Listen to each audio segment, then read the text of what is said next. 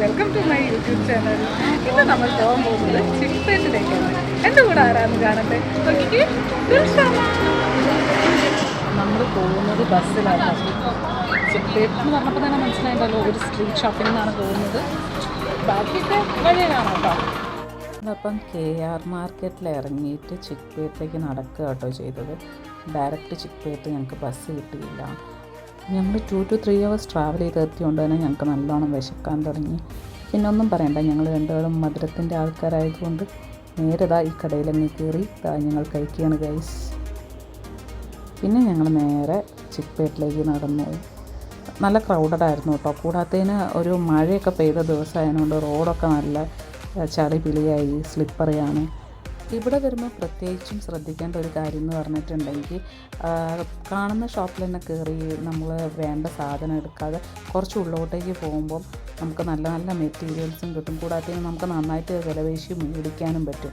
ഇത് സ്റ്റാർട്ടിങ്ങിലുള്ള ഷോപ്പിൽ തന്നെ പറഞ്ഞിട്ടുണ്ടെങ്കിൽ നമുക്ക് ഇഷ്ടപ്പെട്ട് കിട്ടുമായിരിക്കും, പക്ഷേ അവർ പറയുന്ന റേറ്റിന് നമ്മൾ മേടിച്ചിട്ട് വരേണ്ടി വരും. അപ്പോൾ കുറച്ച് ഉള്ളോട്ടേക്ക് പോയിട്ടുണ്ടെങ്കിൽ കുറേ കടകൾ കാണും. അപ്പം അവിടെ നമുക്ക് പോയിട്ട് നമുക്കിഷ്ടമുള്ള മെറ്റീരിയൽ പറയാം.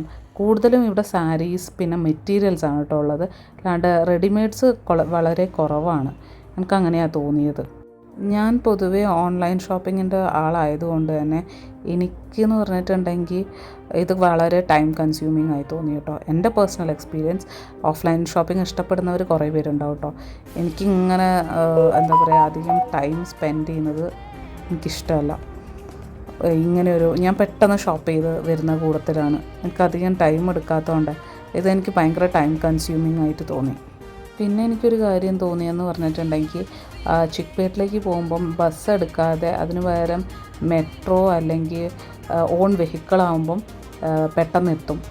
ഇത് ബസ്സിലാകുമ്പോൾ 2 to 3 hours ഫുൾ ട്രാഫിക്കും അതും ഇതൊക്കെ. അവിടെ എത്തിയപ്പോഴേക്കും ഞങ്ങൾ നല്ലൊരു ടൈം പോയി. പർച്ചേസ് ചെയ്യാനായിട്ട് ആകെ ഞങ്ങളൊരു 1.5 hour മാത്രമേ എടുത്തുള്ളൂ. ബാക്കി മൊത്തം ബസ്സിലായിരുന്നു. ഓൾമോസ്റ്റ് അപ്പ് ആൻഡ് ഡൗൺ നോക്കിയിട്ടുണ്ടെങ്കിൽ ഓൾമോസ്റ്റ് ഒരു 5 to 6 hours ഞങ്ങൾ ബസ്സിൽ തന്നെയായിരുന്നു. അതെനിക്ക് ഭയങ്കര ഒരു ഇതായിട്ട് തോന്നി. അതുകൊണ്ട് ഞാൻ ഈ വഴി ഇനി പോകാൻ ചാൻസ് കുറവാണ്. നല്ല ക്വാളിറ്റി ഉള്ള മെറ്റീരിയലും ഒക്കെ നമുക്ക് കിട്ടും കേട്ടോ, ഇല്ലയെന്ന് ഞാൻ പറയുന്നില്ല. ബട്ട് ടൈം കൺസ്യൂമിങ്ങിൻ്റെ കാര്യത്തിൽ മാത്രമേ എനിക്ക് ഒരു ഇത് തോന്നിയുള്ളൂ.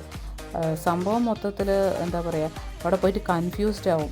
ഏത് മെറ്റീരിയൽ എടുക്കണം, ഏത് സാരി എടുക്കണം, അങ്ങനത്തെ ഒരു ഇത്.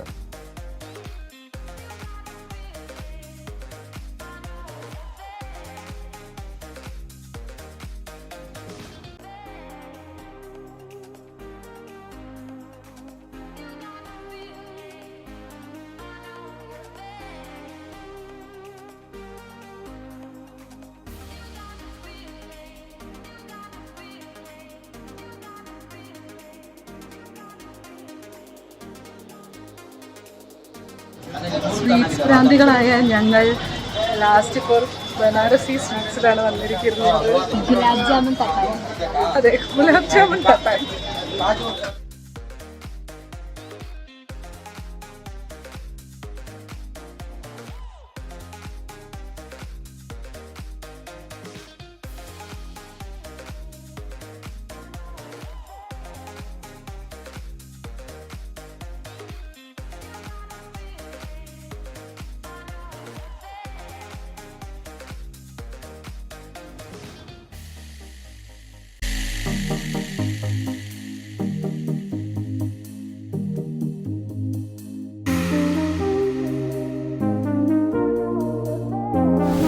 ഭയങ്കര മഴയാണ്.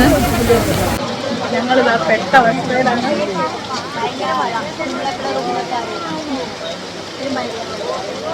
സത്യമായിട്ടോ ട്രൈ ചെയ്യുന്നു. എന്ത് സാധനം ഞാൻ ആദ്യമായിട്ട് കഴിക്കുന്ന സാധനമാണോ, അതെന്താണെന്ന് എനിക്ക് കാര്യമായിട്ട് അറിയില്ല.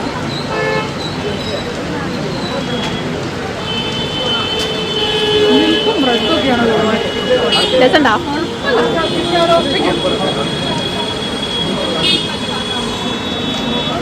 ഇനി ജാമുൻ എടുക്കും. നമ്മുടെ ഫേവറേറ്റ് ആണ് ഗുലാബ് ജാം. നമ്മളെപ്പോഴും തട്ടുന്ന സാധനം.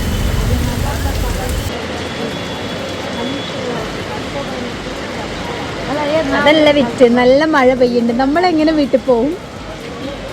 മഴ പെയ്യുന്നുണ്ട്. രാത്രി 8 മണിയോ 8 മണിയായി 8 മണിയായി 8 മണി എന്നിട്ട് ഞങ്ങൾ നല്ല പെരുമഴയുണ്ട്. നമുക്കിനി 1-2 മണിക്കൂർ എടുക്കും റൂമിലെത്താൻ. 1-2 മണിക്കൂർ ബസ്സിലൊക്കെ ട്രാവൽ ചെയ്തിട്ട് നമ്മൾ എത്തണം.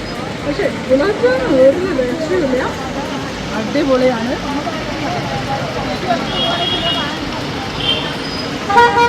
ചിത്രമായിട്ട് വന്നിട്ടുണ്ട്. ബനാറസി ഷോപ്പിൽ വന്നിട്ട് എല്ലാവരും കഴിക്കാം. വേറെ ലെവലാണ് കേട്ടോ. കുറേ അടുത്ത് പോയിട്ട് ഗുലാബ് ജാമുൻ ഞാൻ ടെസ്റ്റ് ചെയ്യാറുണ്ട്, വളരെ അടിപൊളിയാണ്. എവിടെ പോയാലും സത്യം നമ്മൾ ഗുലാബ് ജാമുൻ പണ്ട് നമ്മൾ ശിവജിനഗർ കൊമേഴ്സ് സ്ട്രീറ്റ് പോയപ്പോഴും ഗുലാബ് ജാമുനാണ് ട്രൈ ചെയ്തത്. ഗുലാബ് ജാമുൻ ഞങ്ങളുടെ ഒരു എന്താ പറയുക ഇമോഷണൽ അറ്റാച്ച്മെൻ്റ് ഉള്ളൊരു സ്വീറ്റാണ്. എൻ്റെ ഫേവറേറ്റ് സാധനമാണ് ഗുലാബ് ജാമുൻ, ഒരു രക്ഷയുമില്ല. നടന്ന് തളർന്ന ഒരു